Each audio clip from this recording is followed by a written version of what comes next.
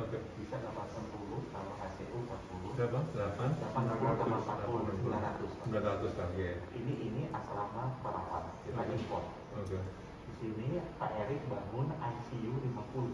Jadi ada ICU yang 50. Oh, di sini ada. Selama banyak bisa cepat jadi. Karena kita ngajar waktu juga. Ya itu yang Cilincing semuanya udah dipakai. Oh, pasar rumput sama nagrak Udah siap, Pak? udah siap, siap. Tergantung BNPB.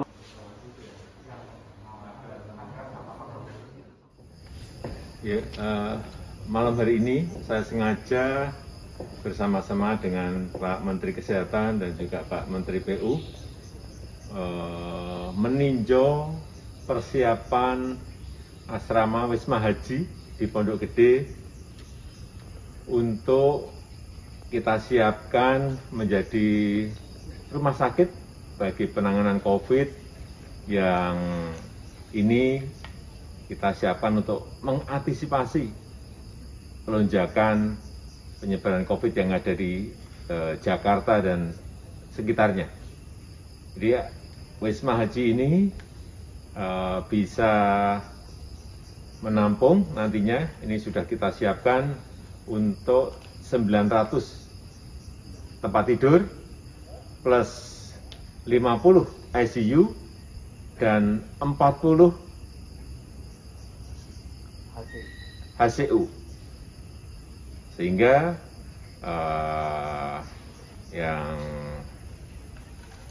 sakit terkena COVID nanti bisa dibawa dirawat di Wisma Haji ini. Ini telah dikerjakan oleh Kementerian PU kemarin dan saya tadi sudah perintahkan agar dalam 2 hari ini bisa diselesaikan sehingga nantinya hari Kamis kita harapkan sudah bisa dipakai dan dioperasikan. Kita tahu bahwa selain di Wisma Haji ini juga telah disiapkan tetapi untuk isolasi, yaitu di rumah susun di Nagrak Cilincing sebanyak 2.273 tempat tidur dan juga sudah kita siapkan rusun di Pasar Rumput sebanyak 3.986 kapasitasnya.